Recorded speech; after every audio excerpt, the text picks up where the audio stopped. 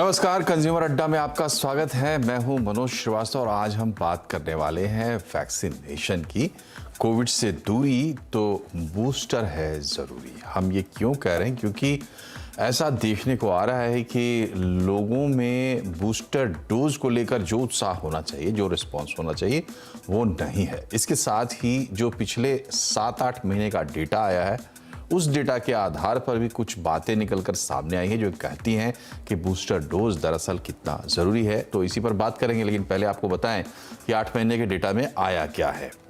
दरअसल जो हमारा टेक्निकल एडवाइजरी ग्रुप है, उसके चेयरमैन हैं डॉक्टर एन के अरोड़ा। उन्होंने कहा है कि बूस्टर लें तो सुरक्षित रहेंगे, क्योंकि बूस्टर नहीं लेने पर खतरा ज़्यादा होता है।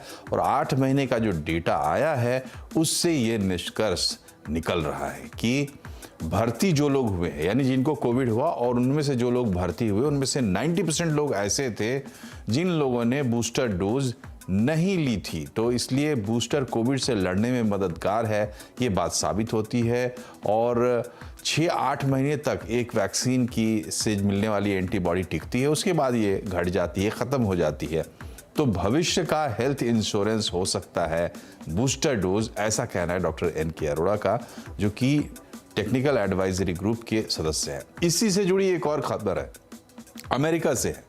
वहां वैक्सीन में एक रीडिजाइन को पहली बार मंजूरी दी गई। अब तक जो वैक्सीन बनती रही है वो मूल कोरोना वायरस को ध्यान में रखकर बनाई जाती रही है, लेकिन इस बार उसमें थोड़ा सा रीडिजाइन उसको किया गया है और यूएस एफडीए ने इसको मंजूरी भी दे दी है 2 कंपनीज को।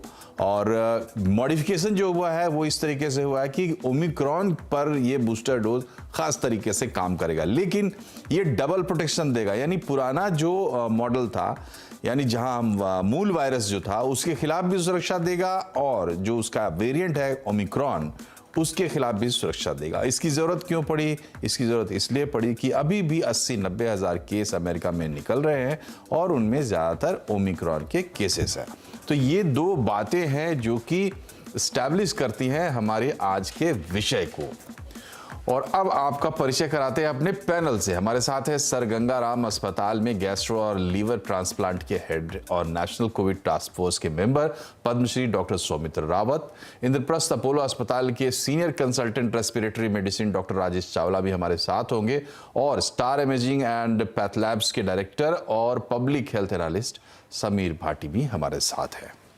शुरुआत करते हैं डॉक्टर सौमित्र के साथ। डॉक्टर साहब, ये बताइए कि ये जो बात कह रहे हैं 8 महीने के डेटा के आधार पर कि 90% लोग जो हॉस्पिटल्स में आए उन्होंने 2 डोज तो ली थी लेकिन बूस्टर नहीं ली थी, क्या इशारा है इस डेटा का?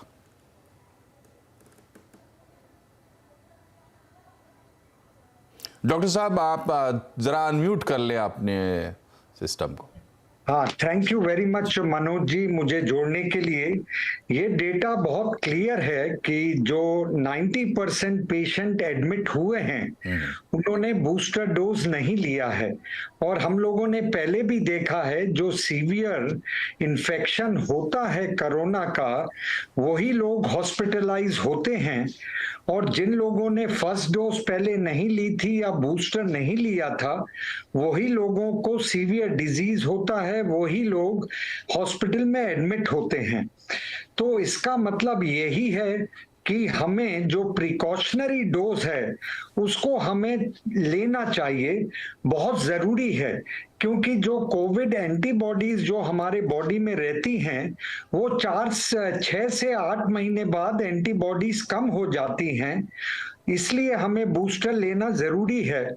और ये गौरतलब बात है कि 18 से अगर हम 59 साल तक का एज ग्रुप देखेंगे, जिसमें कि 77 करोड़ लोग एलिजिबल हैं, केवल 12% लोगों ने बूस्टर डोज या जो आपका प्रिकॉशनरी डोज है वो केवल 12% ने लिया है।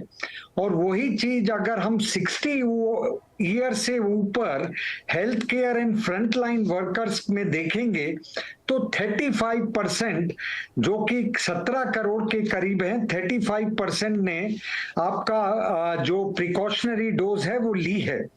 और ये जो हम देख रहे हैं कि अगर हम बूस्टर लेते हैं, प्रिकॉशनरी डोज लेते हैं, उसके बाद आपको जो कोरोना होता भी है वो माइल्ड फॉर्म में होता है। जी, तो डॉक्टर साहब आपको क्या लगता है बूस्टर डोज की रफ्तार इतनी धीमी क्यों है? मतलब लोग क्या ऐसा मानकर चल रहे हैं कि अब इसकी जरूरत नहीं है? असल में ये हुआ है कि पिछले 6-8 महीने में जब कोरोना कम हो गया था जनवरी फरवरी के बाद, तो जितने भी लोग बाग हैं वो थोड़ा कॉम्प्लेसेंट हो गए थे। लेकिन हमें कॉम्प्लेसेंट नहीं होना है। ये जो पेंडेमिक है जिन्होंने लाखों लोगों की डेथ हो गई है, which has cripple the economy all around the world, हमें इसको बड़ी अच्छी तरीके से फाइट करना है और हमें बूस्टर डोज लेना है। और जो कोविड अप्रोप्रिएट बिहेवियर है वो भी आप देख रहे होंगे पिछले कुछ महीनों में कोविड अप्रोप्रिएट बिहेवियर लोग बाग फॉलो नहीं कर रहे हैं। जो हैंड हाइजीन है या रेस्पिरेटरी हाइजीन है जो कि हम लोग मास्क लगाते हैं, और सोशल हाइजीन है जो कि 2 गज की दूरी, वो हम लोगों ने फॉलो करना लगभग बंद कर दिया है या बहुत कम कर दिया है।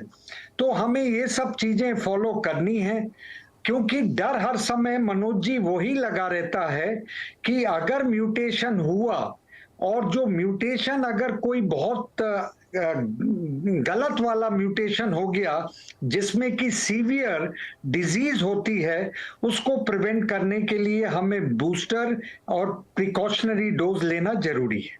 जी, तो डॉक्टर साहब ये बताइए कि इस वक्त दुनिया भर में हम जैसे देख रहे हैं कि अब साउथ कोरिया में रेस्ट्रिक्शंस उन्होंने ख़त्म किए, चाइना में नए सिरे से कहीं ख़त्म लॉकडाउन हट रहा है तो फिर कहीं लग जा रहा है, अमेरिका नया एक उन्होंने अपने वैक्सीन को अप्रूवल दिया है जो ख़ास करके थोड़ा ओमिक्रॉन को टारगेट करता है। हमारे देश में अभी कुछ दिन पहले हम लोग देख रहे थे कि भाई मामले जो है 17,000 18,000 जा रहे हैं तो थोड़ी चिंता बढ़ी थी, अब फिर से 5,000 7,000 है। तो लोगों को समझ में नहीं आ रहा कि ये दरअसल हो क्या रहा है। असल में मनोज जी क्या हो रहा है कि अभी जो नंबर्स हैं वो नहीं आ रहे हैं, क्योंकि जो टेस्टिंग हो रही है, अगर तो हम कमर्शियल या गवर्नमेंट हॉस्पिटल में टेस्टिंग कराते हैं तो वो तो रजिस्टर होती है, लेकिन आजकल जो होम किट है वो भी बहुत ज्यादा यूज हो रही है। अगर होम किट में पॉजिटिविटी आती है तो बहुत सारे लोग वो बताते नहीं हैं कि वो कोरोना पॉजिटिव हैं। और आपने बिल्कुल सही बोला है कि अमेरिका में जो बूस्टर डोज है वो बाइवेलेंट शॉट लगा रहे हैं, जिसमें कि आधा ओरिजिनल जो वैक्सीन है वो है और आधा जो है उसमें कंपोनेंट वो जो न्यूअर हमारे वेरिएंट हैं, ओमिक्रॉन है, BA.4 है, BA.5 है जो कि मोर कॉन्टेजियस है, वहां पर जो शॉट्स हैं अमेरिका में बस कुछ दिनों में स्टार्ट हो जाएंगे। इंडिया में भी हमारी पहल चल रही है कि बाइवेलेंट वैक्सीन हम बनाएं जिससे कि जितने सारे वेरिएंट आए हैं उसको हम कवर करें। जी, और डॉक्टर राजेश चावला भी हमसे जुड़ गए हैं। Doctor Chawla, welcome to the show. और हम बातचीत कर रहे हैं आज की बूस्टर डोज को लेकर जो डॉक्टर NK